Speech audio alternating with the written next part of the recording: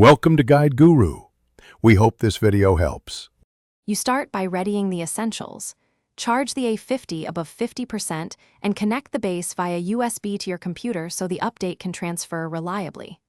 Open Astro Command Center. If you do not have it, install the latest version now. This app contains the firmware files and the updater. Once done, make sure your computer has stable internet for version checks and temporarily turn off other Bluetooth audio to avoid interference while the headset communicates with the base station. In the Command Center, select your A50 model and click Update Firmware. You will see the current and target versions. You must leave the headset seated on the base and avoid unplugging USB. Interruptions can brick firmware. The app will download the package, then send it to the headset. Progress may pause during verification.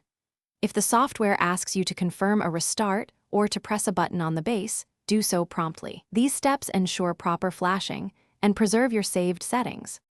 When the update reaches 100%, let the headset reboot automatically.